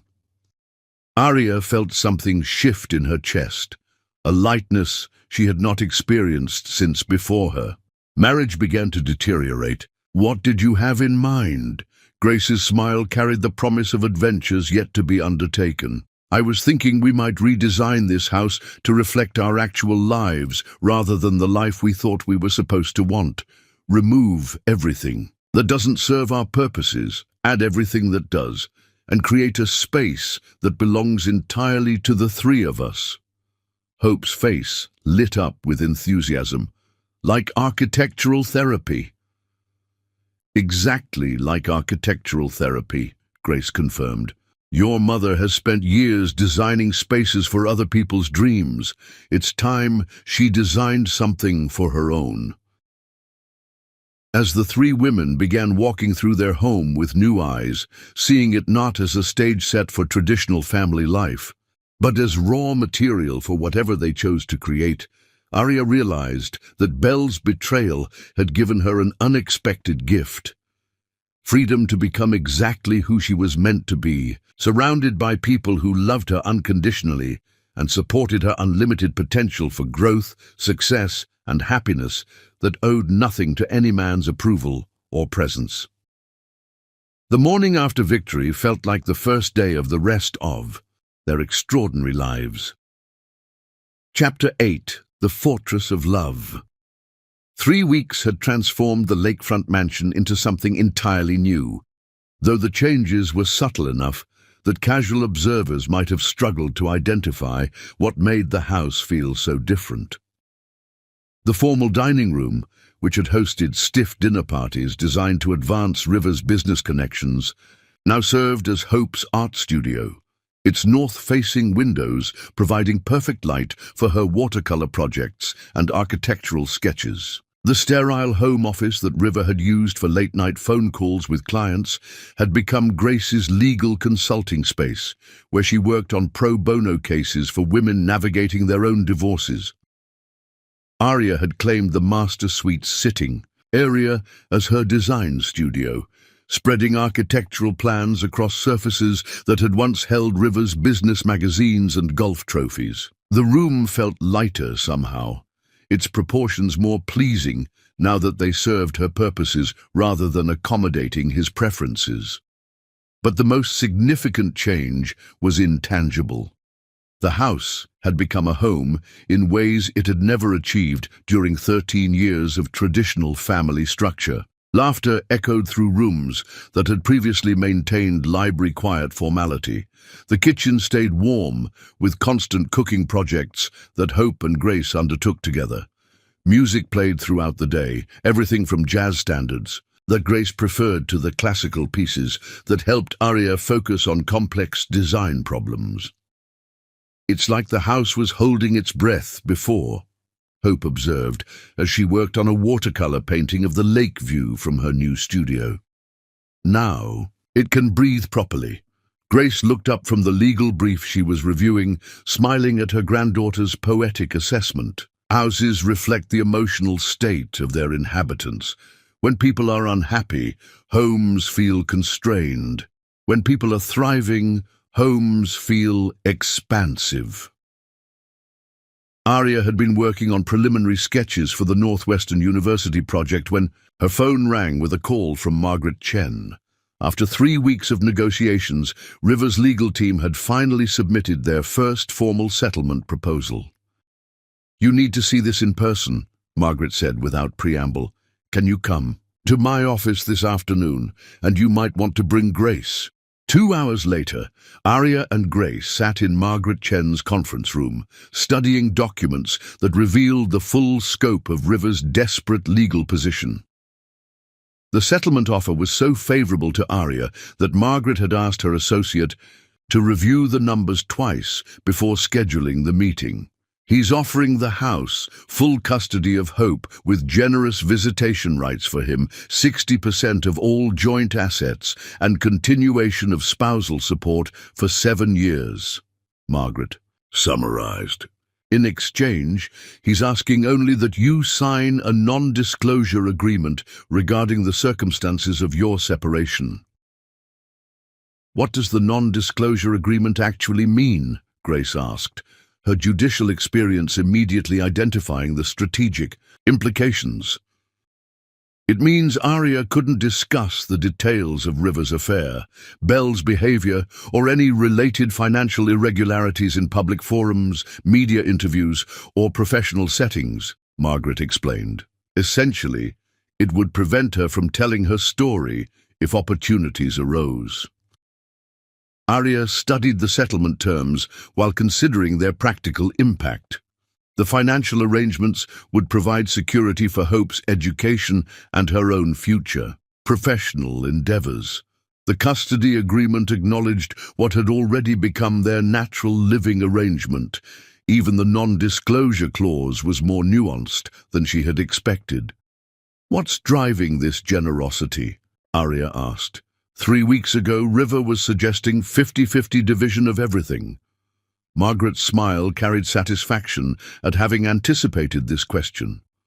Belle Riverside filed a civil lawsuit against River's company yesterday, alleging sexual harassment, hostile work environment, and financial misconduct.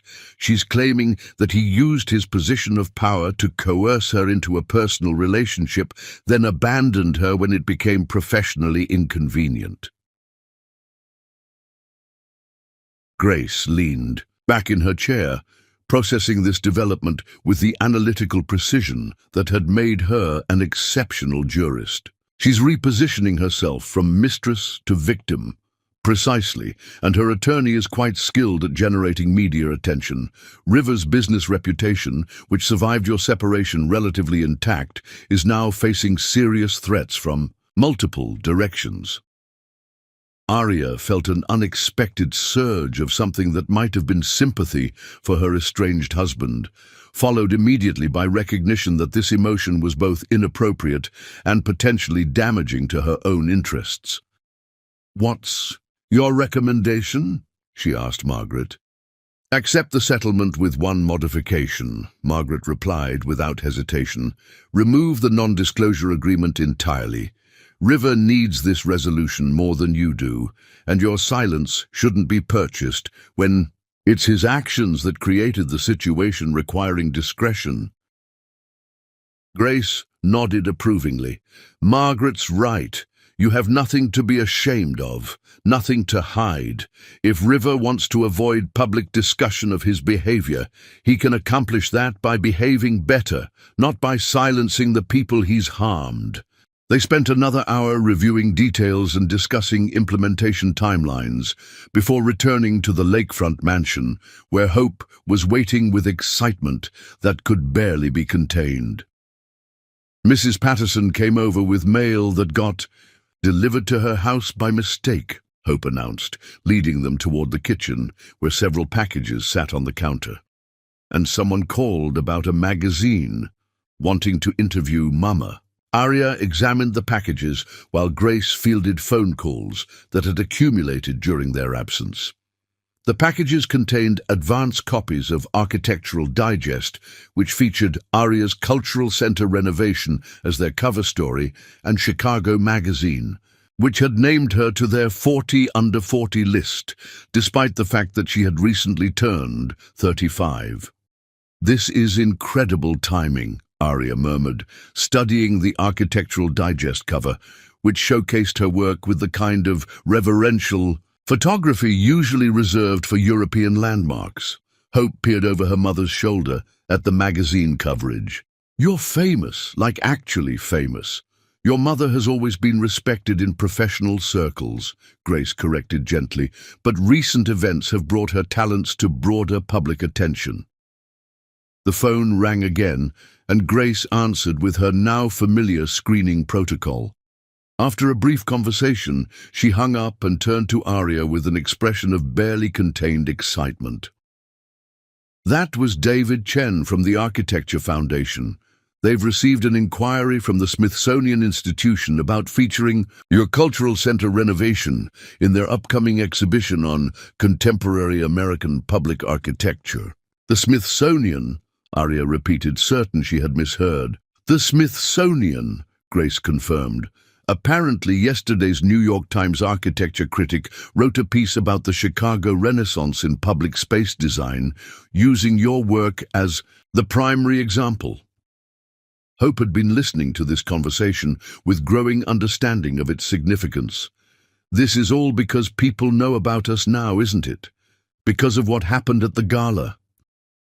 Grace and Arya exchanged a look that acknowledged Hope's astute analysis. The crisis that had shattered their family structure had simultaneously elevated Arya's professional profile in ways that decades of traditional career advancement might never have achieved.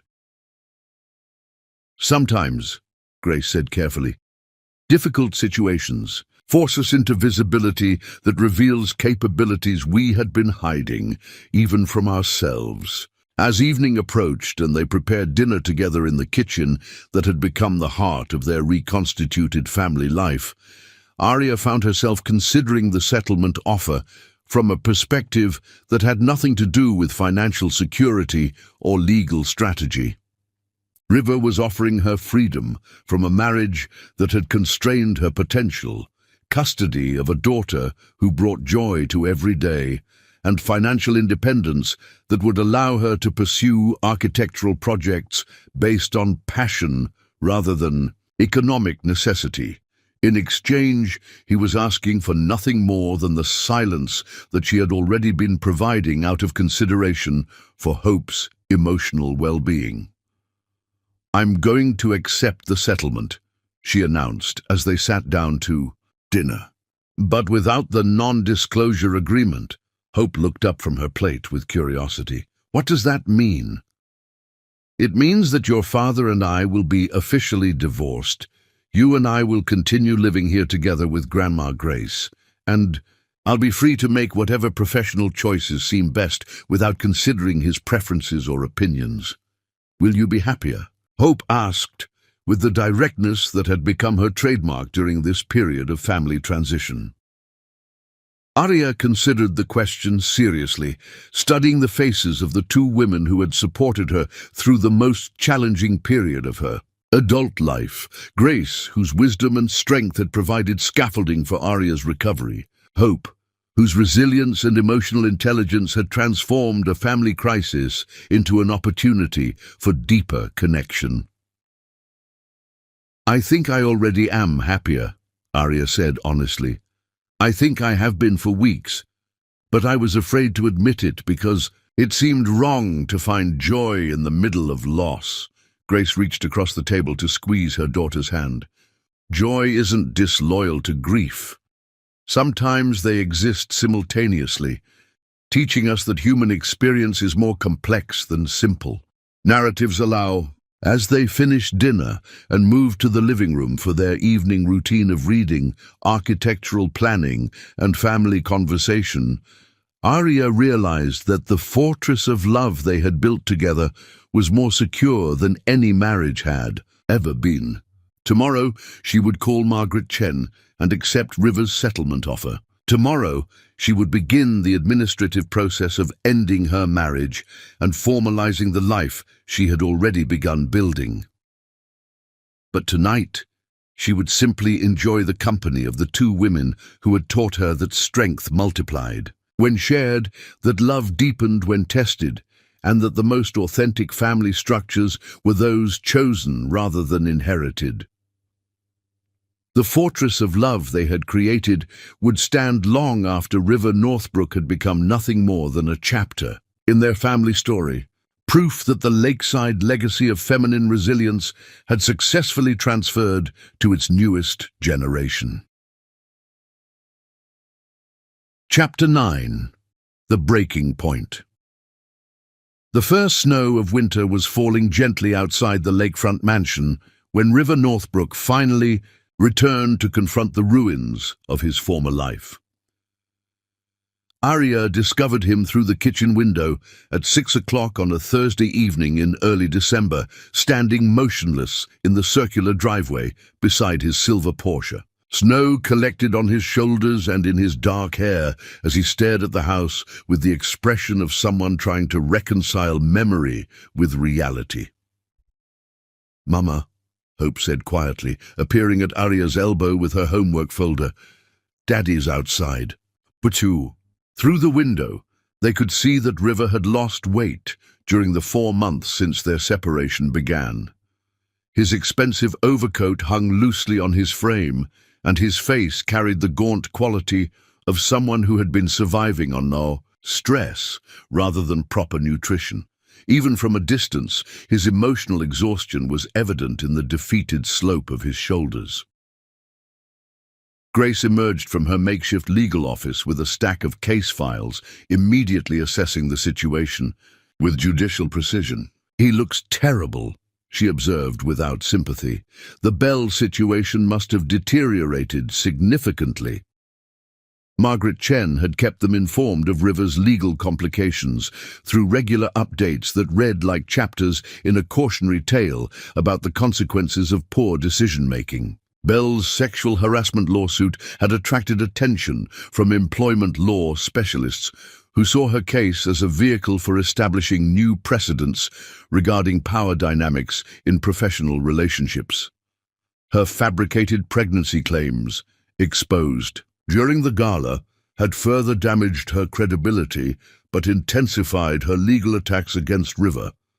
River's business had lost several major clients who preferred to avoid association with ongoing litigation. His personal reputation in Chicago's tight-knit real estate community had suffered damage that might prove irreparable.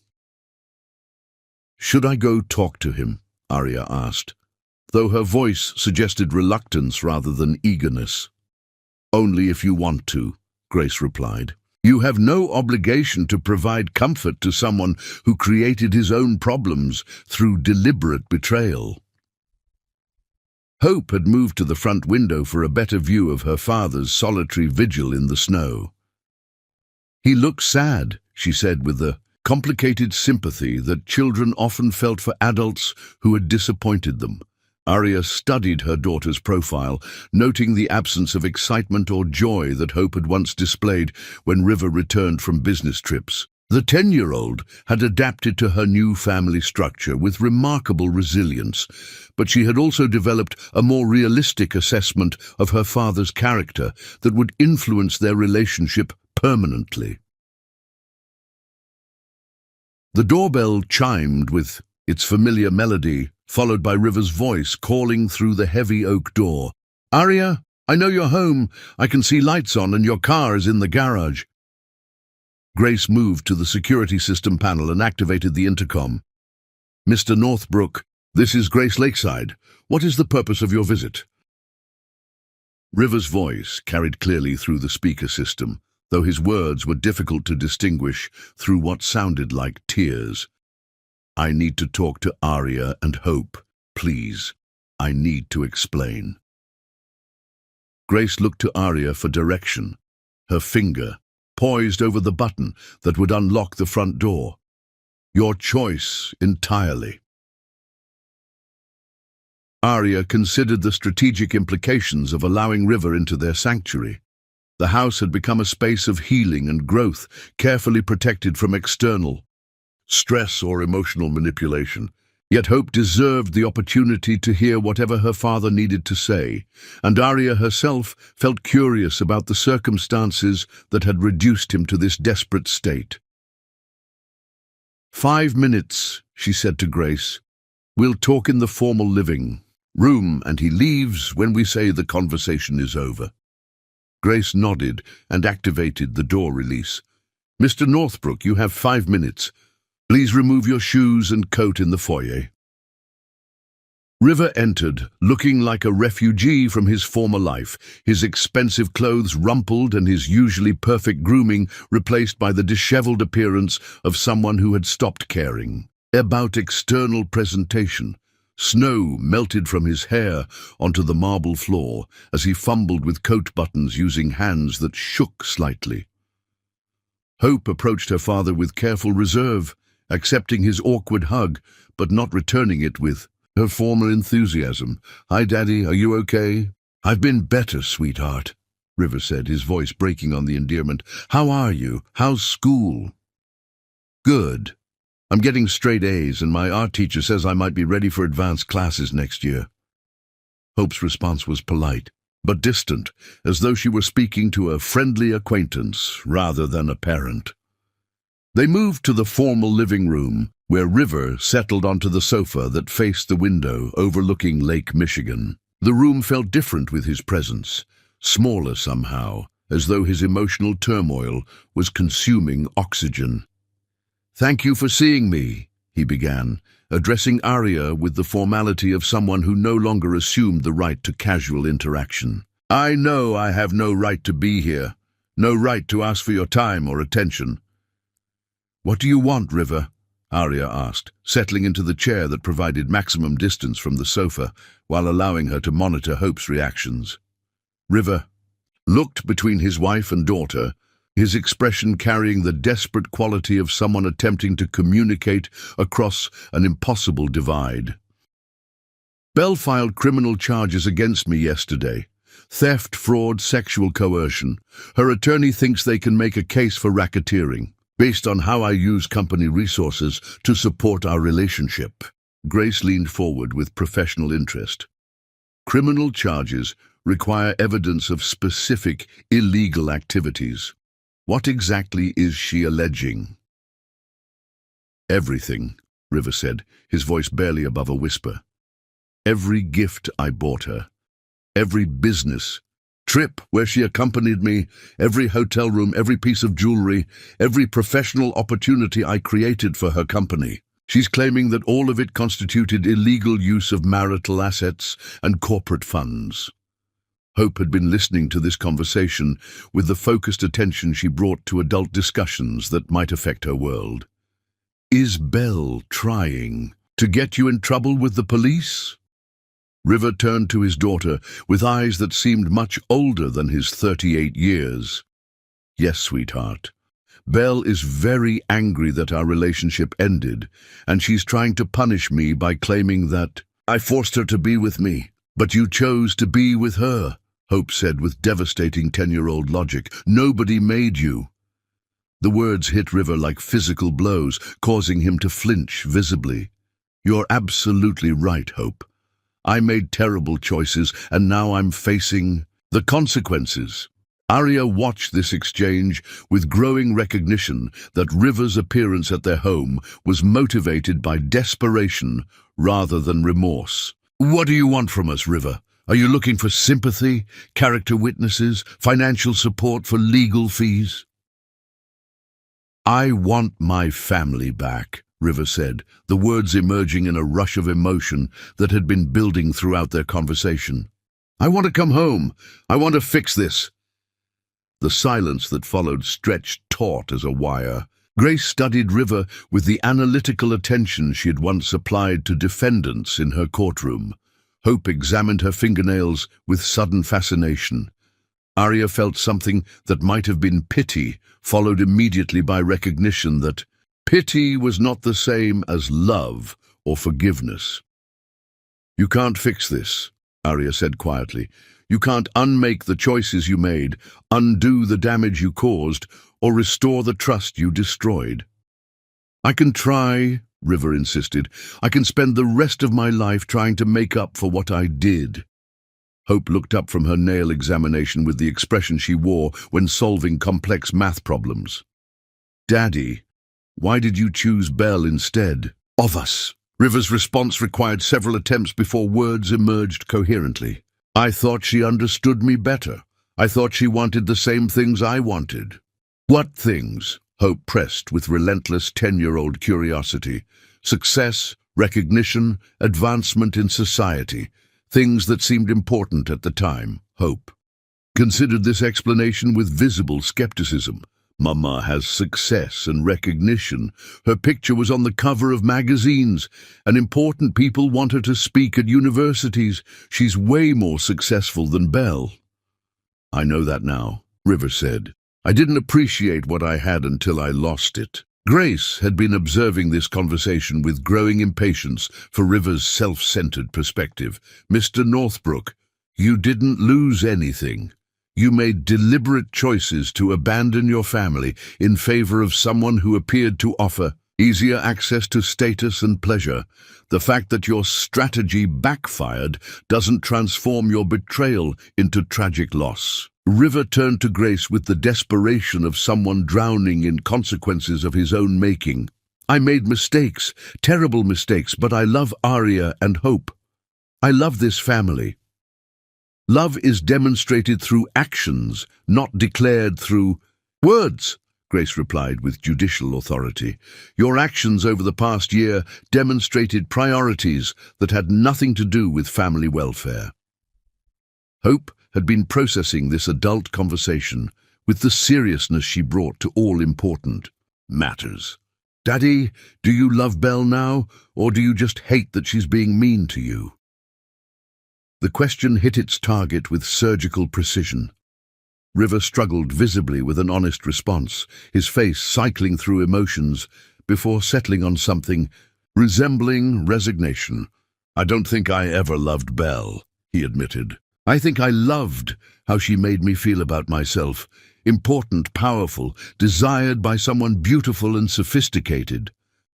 But you are important and powerful, Hope said with confusion. You have a big company and lots of people work for you, and you make buildings happen. River's smile carried no warmth, only bitter recognition of truth he had been avoiding. Apparently, I needed someone else to tell me that before I could believe it myself. Arya felt the final pieces of her emotional attachment to River dissolve as she listened to his explanation. She had spent 13 years married to a man whose sense of self-worth required constant external validation, whose need for reflected glory had ultimately overpowered his capacity for loyalty or commitment. I think you should leave now, she said gently but firmly. We're not the solution to your problems, River. We never were. River's composure finally cracked completely, tears flowing freely as he looked around the living room that had once been his sanctuary. I've lost everything. My business, my reputation, my family.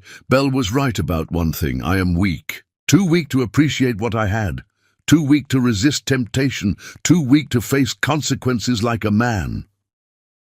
Hope surprised everyone by rising from her chair and approaching her father with determined purpose. She reached into her pocket and pulled out a small drawing she had been working on during art class, a watercolor portrait of their family that included only 3 figures: herself, Arya, and Grace. Daddy, she said, offering him the drawing, you didn't lose us. You gave us away. But we're okay without you. We're actually better.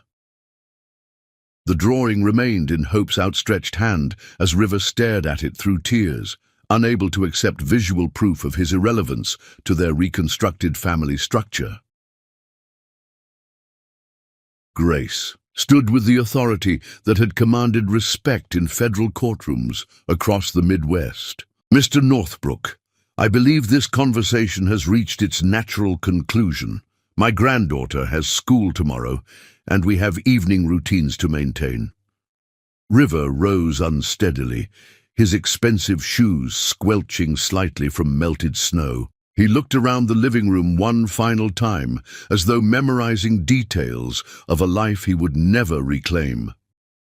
If you ever need anything, he said to Arya, any kind of help or support, please know that I'll always— We won't, Arya interrupted, quietly.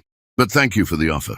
As Grace escorted River to the front door and activated the security system behind him, Hope settled onto the sofa beside her mother with the contentment of someone whose world had been confirmed rather than disrupted. I feel sorry for him, Hope said thoughtfully, but not sorry enough to want him to come back. Arya gathered her daughter close, breathing in the familiar scent of Hope's shampoo and the lingering traces of watercolor paint that always seemed to cling to her clothes. That's a very mature way to think about it, Arya said. You can feel compassion for someone without wanting them to be part of your daily life.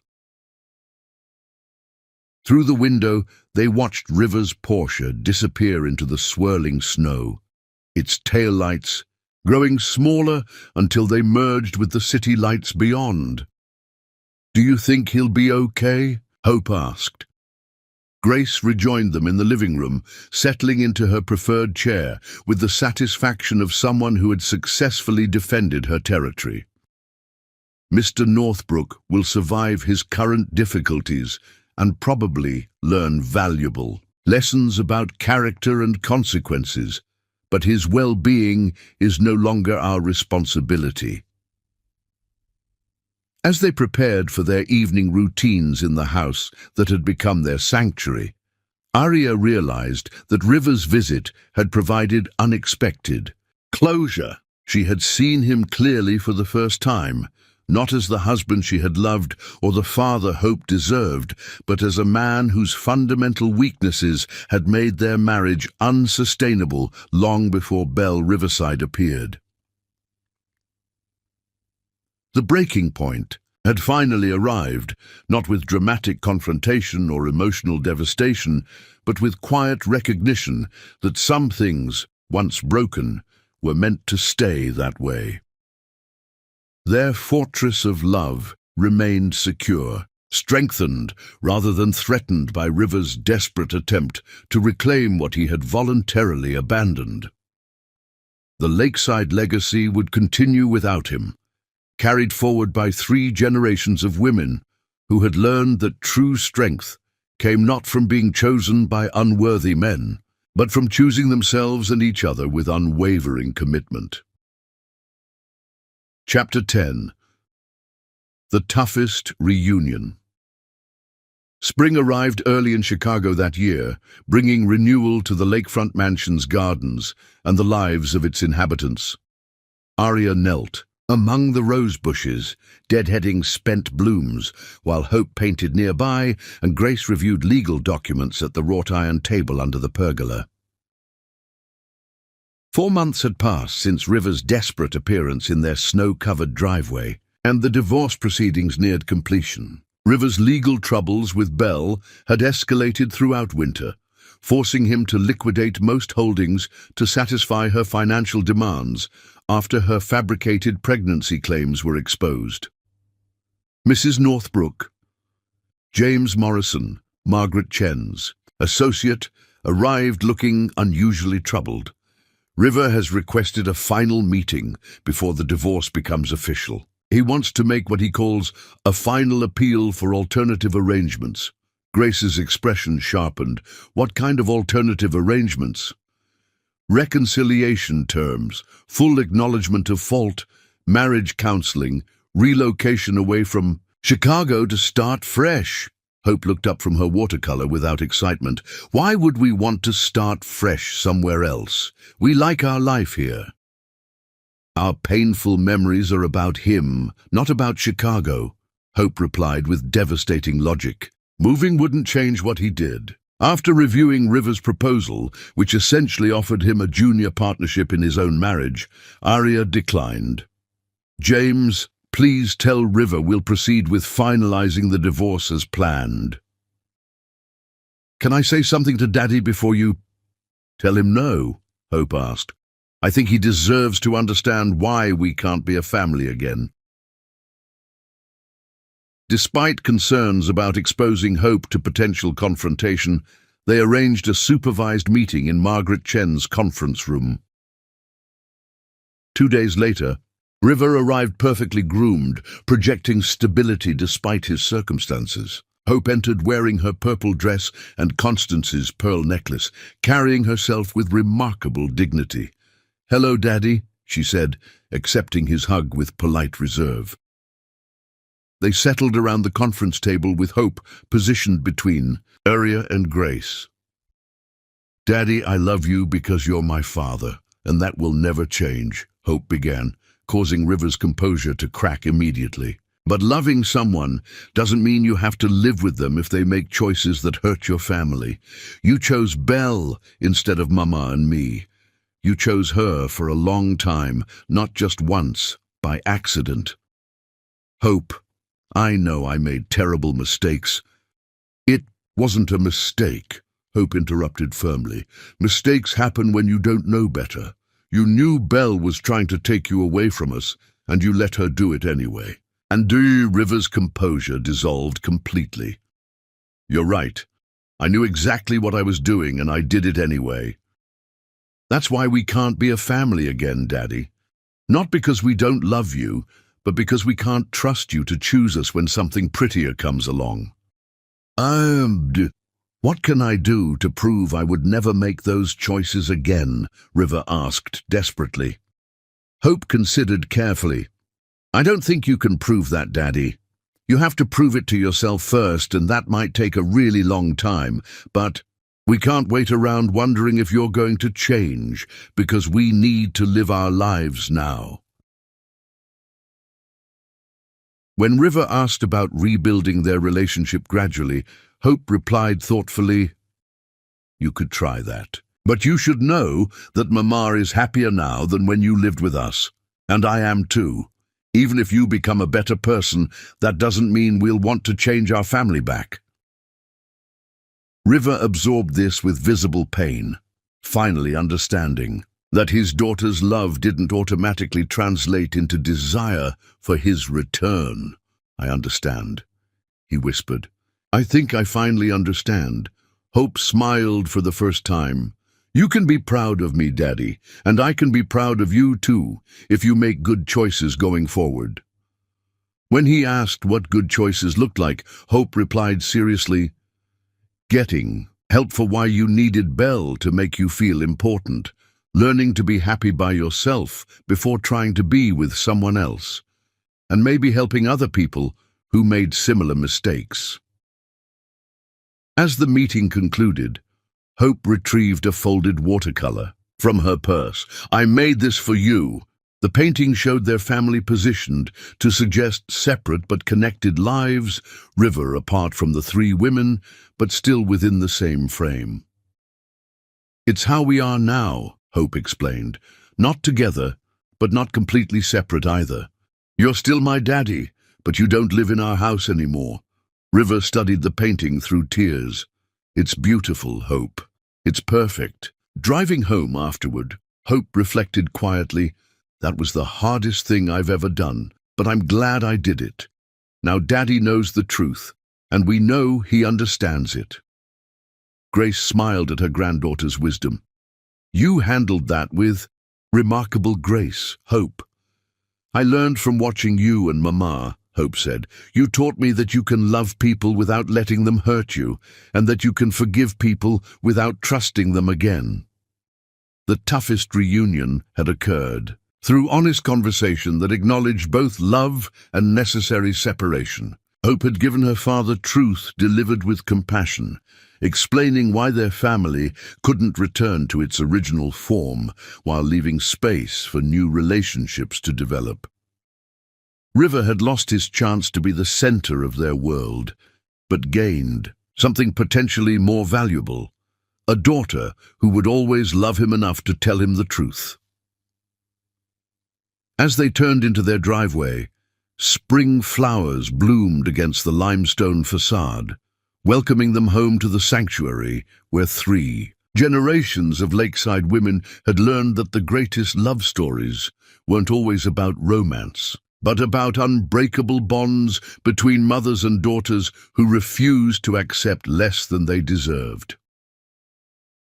The lakeside legacy lived on, stronger than ever, and their greatest love story was just beginning. Epilogue. 5 years later, the lakefront mansion hosted a celebration that would have been unimaginable during the dark autumn, when River's betrayal first shattered the Northbrook family structure. Hope Northbrook, now 15 and already accepted into Northwestern University's early admission program for gifted students, stood before a gathering of Chicago's architectural elite to present her mother with the American Institute of Architects' gold medal, the profession's highest honor, Aria Lakeside had transformed her personal crisis into professional triumph, establishing the Lakeside Foundation for Women in Architecture, which provided scholarships and mentorship for young women. Entering the field, Grace Lakeside, now 67 and serving as senior counsel to 3 of Chicago's most prestigious law firms, watched with profound satisfaction as her granddaughter delivered a speech about resilience, family legacy, and the power of women, who refuse to accept limitations imposed by others' failures. River attended the ceremony as an invited guest, having spent 5 years rebuilding his character through therapy and community service, maintaining a respectful relationship with his daughter while understanding that his role in their lives would always be secondary to the unbreakable bond between the 3 generations of Lakeside women who had discovered that their greatest love story was not about romance, but about the enduring strength that emerges when extraordinary women choose to support each other unconditionally.